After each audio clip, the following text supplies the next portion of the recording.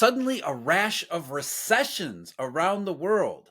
This year, instead of leading toward recovery, rebirth, renaissance, looks even worse as we find out last year ended with a spate of contractions in major economies all over the place. Germany came out with a negative fourth quarter number, and then its finance minister says it's dramatically bad, and 2024 is not looking any better.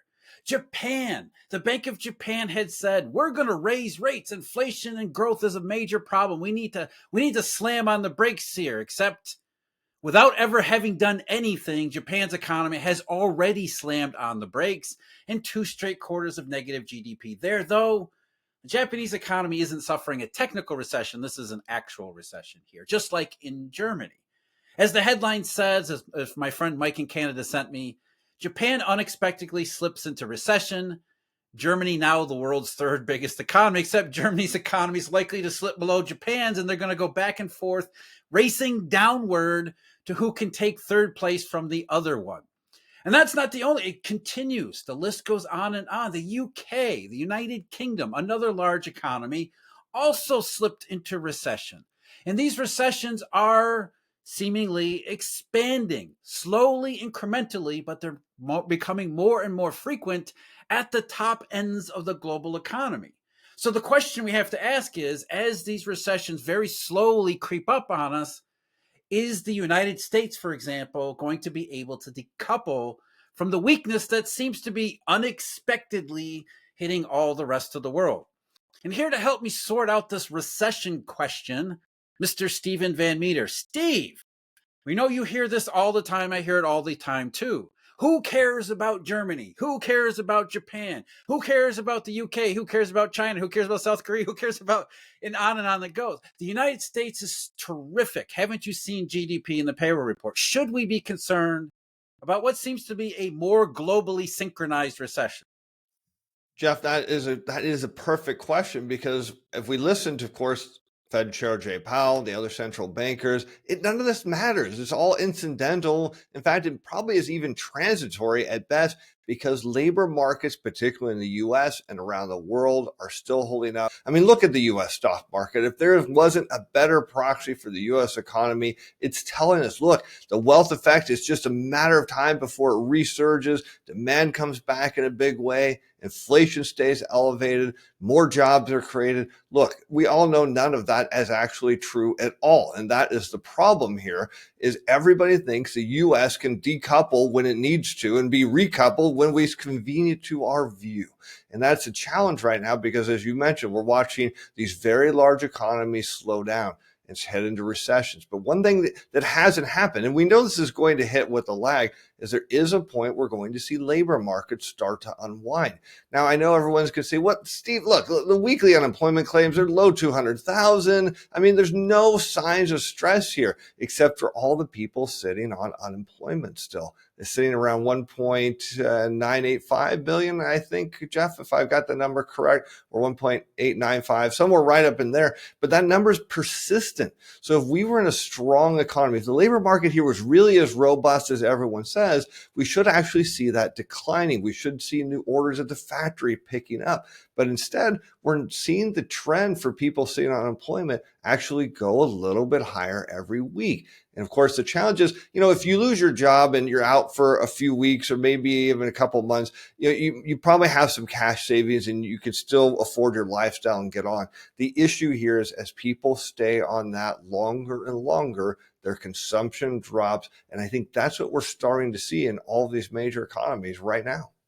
I do want to remind you that this coming Monday, February 19th, 6:30 p.m. Eastern Time, webinar on President's Day. We need to talk about commercial real estate. What's really happening there? What actually happened that created such a big problem? How big of a problem is it actually? Maybe some good news there. And what to look for if things really do start to heat up, not just in terms of CRE or CLOs, but also for the banking system, the financial system, markets, all of it. That we're going to go over. We've got a live Q&A. We've got stuff that we can't really talk about here on YouTube. So if you're really interested, I'd highly recommend you sign up today, because as Monday's coming up, I don't think there's many spots left. So I hope to see you there again Monday, President's Day, February 19th, 6:30 p.m. Eastern. Link in the description. Steve, I think what it goes back to is, well, in some respects, that everyone's kind of moving the goalpost or shifting their performance standards, right? Because let's think about Germany. Germany fell into its recession, and it is a recession way back in 2022, the final quarter of 2022. And everybody said, okay, it's a little bit of a downturn. It won't be any big deal. It'll be limited to just Germany, and it'll be limited to just the end of 2022, maybe the start of 2023. But you watch, by the second half of last year, Germany's going to be right back on track. Except now that we see Germany ended last year even worse than it had ended 2022. And now the German government is coming out. The German government, the same government that in January of 2023 said we're never going to have a recession, now in January 2024 or February 2024 says it's not looking any better in 2024. So slowly, very slowly moving down and ratcheting lower, not just expectations, but actual performance. And it's not just Germany. You just point out, Steve, Germany, Europe as a whole, the UK, Japan. Here's what the German government's economy minister just said at a trade fair in Leipzig. He said the economy is performing, quote, dramatically bad. I mean, that's a government official. I mean, what is no government official, no politician would ever say that unless there's no other way around it. And not only is it dramatically bad, what he's basically saying is last year was a complete bust, and we're not forecasting anything good this year. Now, maybe you can make some positive out of that because they did such a bad job of forecasting last year. Maybe they'll be too pessimistic and forecast too much downside this year. But again, it's happening much slower than in previous cycles. But here's our point. It is still happening. There is still more downside emerging in the economy. It's just taking forever because of what Steve just said. The labor market cycle is incredibly elongated this time more than any other time. But even without the layoffs, economies are still sliding toward recession, which makes you think what happens when the layoffs do start. Jeff, this kind of reminds me of a show we did recently where, because we were talking about, our average hourly earnings increase. Of course, what do we hear from all the political elites and central bankers is, but look, people are making more money. And we're like, yes, but they're working less. So that doesn't make any sense. And this is something that if you're just looking at the data, you don't notice it because most people don't look at hours worked. They're like, but you just got a raise. Yes. And then I got 2 hours off my week cut and there goes my raise. I actually have less money to take home than I did before. And that's one of the challenges here because you kind of nailed it on the head. Normally in downturns, you see new order growth fall. And what do you see? Kind of almost a mirror with a lag increase in unemployment claims, which would logically make sense. If I have a factory and I don't have a lot of new orders and I don't have any backlogs, I can't afford to have people just standing around. So I send them away. This time, employers are saying, hey, you know what? We've kind of bought into this soft landing or no landing view, which makes me worried that when this doesn't happen, the layoffs are going to be very fast and very aggressive. And that's going to be a challenge here. You particularly look at Germany, which I love because their manufacturing sector by the PMIs was practically in a depression. I mean, it was ugly. And what everyone's saying, it doesn't matter. It's just Germany. It's okay. It's no big deal. Their services sector, that will pull them up. And I said, watch out because where Germany goes, the peripheral nations follow. And what do we see like this week? The unexpected is now hitting countries around Germany. It's like, yeah, no kidding, right? The biggest manufacturing base of the European Union's got a problem. Everyone else. But you're right, Jeff. The challenge right now is it's slow. But I think what's going to happen is slow at first, and then all of a sudden it's going to happen at once. And another thing is, too, as you said before, most people's sense of the economy is just very simple because, I mean, look, they have their lives to lead. They're not following the stuff very closely. Who would other than you or I? But essentially their view is, okay, I see a GDP report every once in a while. Maybe I see the unemployment rate and the big one, the stock market. If the stock market's up, then everything must be fine. And as I pointed out recently, I know you have too, in the case says that we're talking about here, Germany in particular, as Germany has slid further and further and further into recession, the DAX exchange index, at the very least, and a lot of German stocks too, have been going higher and higher and higher and higher to record highs. So it's understandable why people will be saying, okay, what's the big deal here? As far as we're concerned, yeah, maybe there's some negative press surrounding these economies, but what does that have to do with not just the US economy, but I mean, why are stock markets so strong? It seems like there's a tremendous disconnect when in reality, I think the disconnect is obviously in the share price indexes, but also, as we're saying here, the development of this cycle has been highly unusual. People have gotten bored with it. You've been talking about recession for a long time. Where is it? Well, we're telling you it's coming. It's hitting these other places around the world. The US isn't likely to decouple. It's just kind of toward the end of the pack as more and more fall off the edge of the cliff. And it's not a straight off cliff. It looks like it's more of a gentle slope. And then at some point, as Steve just said, maybe there's an increasing downturn, but that's the layoff part. And so most of these economies are slowly contracting as businesses are making adjustments in their cost structure, cutting back hours, and some places cutting back on hiring and things like that. And that's leading to this initial shallow downslope. So already that's enough to push so many of these countries into recession, and they're not pulling out. That's the other point I think we want to make.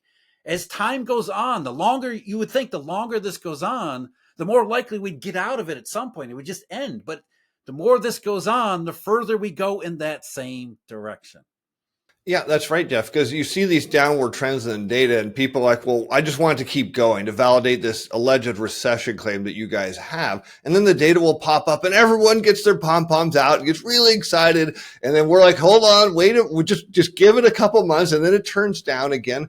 But you look at the equity markets around the world and you're right. It's as if it's pricing in this perfect scenario because, and I think part of the reason here is again, it's taken so long.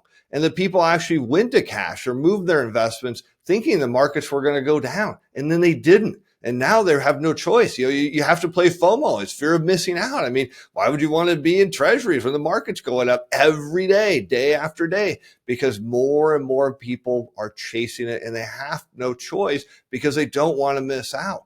That's the issue here is that you look at expectations. There was a report recently about consumer expectations and their expectations of earnings for corporate earnings was just way out of line. I mean, it was just like their expectations are so high. And my only answer to that was, well, in order to hit that, companies are going to have to lay off a whole lot of people. And if that's what you're buying stocks on, well, that's not going to last too long because the reality is going to hit real fast that these people out of work can't spend and earnings are going to go the other way. And then you're going to have the fear of everyone chasing the market to the downside, trying to get out. That's going to be a dangerous move, particularly, as you know, Jeff, everybody's packed into virtually 7 stocks now. Of course, that kind of reminds me of something like the dot-com bubble of what happened. But who knows? A recession, maybe it just isn't going to happen. Maybe we're wrong here. Well, as you just said, expectations. I wonder, and I think I know the answer, and you know the answer to this too. I wonder how much is. I mean, we sat here last year and said once you start hearing the term rate cut or rate cuts, watch stock markets are going to surge. And we knew. I mean, everybody knew. There was no insight into that. We all knew that was going to happen. And so what happens is as rate cuts and lower rates start to become more and more obvious as they were last fall. And then the bond rally, just everybody, okay, rates are going lower from here and stocks just took off. We all knew that was going to happen. And so as it happens, I wonder if that's when people start having expectations of earnings. They go backwards, they reverse engineer, right? They say stocks are up because, well, that must mean the economy's great. And if the economy's great, then it must be that earnings are going to be terrific too. It's not that earnings are going to be rising or that we see a pathway for earnings to rise. We just see share prices go up and we have to rationalize why share prices are going up other than admitting, well, everybody heard the term rate cuts and it was just off to the races. This idea that somehow rate cuts are liquidity and somehow that liquidity ends up in the stock market and somehow that's good for the entire economy. And so bringing this back to our overall discussion, if that was the case, then why do we see more and more economies sliding further into recession or going into recession? We keep being pushed in that one macroeconomic fundamental direction. as share prices are divorced from fundamentals, which is, I mean, that's not surprising either. No, in fact, Jeff, you're right. I mean, you see people have to justify their bias. This comes back to the why does QE cause stock prices to go up? Well, we know it actually has nothing to do. The two are about as far apart as you can imagine. But the fact is, when the Fed does QE, everyone talks about how the Fed is printing money and pumping the economy, and that somehow magically causes stock prices to go up, which means people start buying stocks because the Fed's doing QE. And so it all comes back to, well, why are you buying stocks? Well, I'm buying because the Fed's doing QE. Why are stocks going up? Because the Fed's doing QE. You can call it anything else you want, and it doesn't matter. It's the same effect here, is that you have enough people that believe and then put their money behind it. Well, yeah, if people want to chase the market up on expectations and have to create that reality in their own mind to justify paying these ridiculous valuations, when the yield curve is very clear about what's going to happen to the rate market at some point. Talk about an easy trade to make. You could just sit in treasuries, collect a yield, and pick up some duration risk depending on how much you're willing to take on that. But yeah, you look at expectations here. For me, they're just so far out of line. I don't even know what to say about it. Yeah, for me, it's I care less about the stock market than maybe most people because it doesn't help me with my analysis of what the economy is actually doing. In fact, it's a distraction more than anything, which is why we have to address it. Because people say you're pessimistic on the economy, but look at stocks. Stocks are absolutely optimistic, and the answer is I don't care what stocks are doing. That does not have any bearing on the economy, or does it? Or is it a reflection of the economy either? But we have to spend time on it because everybody talks about it and everybody is taught to put those two things together. If stocks are booming, the economy must be booming. And what we're saying here is stocks may be booming, but it is not because the economy is. It's because people want to believe what they want to believe. That's what every bubble behavior ultimately comes back to, whether it's the dot-com or the crypto NFT bubble just recently with all the meme coins. If everybody buys the same premise, they literally buy the same premise until they don't. And the point at which they don't, I mean, you can never point at it. Nobody rings a bell at the top. So what I'm saying is I don't really care as much about stocks. I'm looking at more and more economies tipping into recession. And if you are in stocks right now, congratulations, you made a ton of money. You might want to take a second look at that, what your premise is and what you're actually doing, because the economy still moves more and more in the same recession direction. The US is not likely to decouple from it. And if it doesn't, will the assumptions and rationalizations that are currently in the share price market hold up when everybody says, wait a minute, maybe I'll stop buying here? That's really the danger with stocks. But the bigger danger is about the economy continuing to go in the wrong direction without the layoffs yet. As you pointed out, Steve, we still haven't even seen that. Just kind of my final thought on the divergence between the economic data and the stock market. In fact, that to me, that is a big red flag, because if the wealth effect is real, which, we could go back to Alan Greenspan and argue about that. If that is indeed true, then the rising stock market should create an increase in consumption, demand, and pull the economy up. It's if we continue to see the data decline as the markets rally around the world here, that should be a massive red flag for people that indeed they're chasing something that isn't going to manifest as their fantasy has decided it will. And that's, I think, the most important point about both Germany and Japan. Because if there was a wealth effect, then we would see it in Germany and Japan, because both of those countries' stock markets have been rising precipitously all throughout last year, really going back to 2022. And it did not prevent either of those economies from slipping into recession. So there really isn't a wealth effect. So we can't count on high share prices and all-time highs to at least cushion the blow or really do much of anything. Which, as you're saying, Steve, that's a tremendous risk too. So we've got a bunch of recessions showing up unexpectedly. And now the argument has shifted to, okay, that's too bad for everybody else, but the US is terrific. That's right, Jeff. And something's wrong when you and I both wear a red shirt on the same day and we didn't coordinate. Exactly. Hey, big thanks to Steve for stopping by again. Really appreciate it. If you want to see more about the stock market and what's been happening in a couple of these, especially Germany stock market. Did a video about that last week. That's the one linked below. As always, thanks for joining me. Huge thank you, Mr. Van Metre, Eurodollar University members and subscribers. And until next time, take care.